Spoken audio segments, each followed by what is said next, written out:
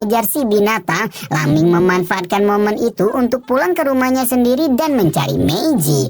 Sekali lihat Laming menggunakan ingatannya tentang keberadaan rumah dan langsung dibuat terbangun entah keberapa kalinya ketika melihat rumah yang belum pernah dia lihat itu justru telah porak-poranda. Laming menggali reruntuhan apapun yang ada di depannya sambil terus meraung dengan nada putus asa mempertanyakan kenapa ibunya tidak ada ketika dia sudah bisa melihat dunia.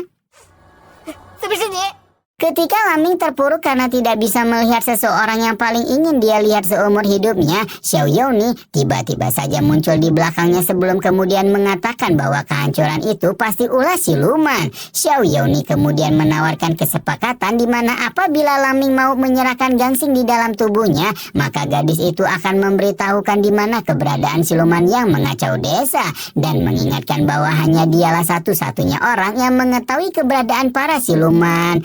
Sementara itu, malam berlalu dan pagi hari pun tiba ketika Biting dan Yo Budong berjalan-jalan di hutan untuk menjaga desa sesuai pembagian tugas. Dan mereka langsung berhenti sejenak karena perempuan berambut merah itu baru saja merasakan kekuatan Zero di tempat ini.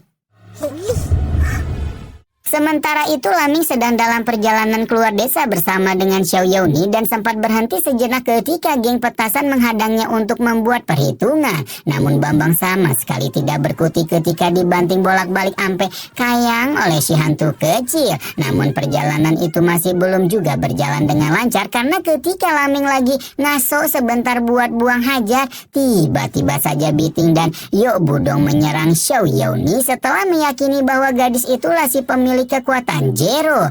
Biting melayangkan tendangan keras dan setelah digabungkan dengan pukulan debu pekat Yo Budong, Xiao Yaoni pun tidak berdaya ketika dihempaskan hingga menabrak pohon tepat belakang Laming yang lagi pipis. Laming yang sedang khusyuk, panggilan alam jelas bingung melihat dua salin muncul entah dari mana dan tepat ketika Biting ingin mengetes ada tidaknya kekuatan Zero.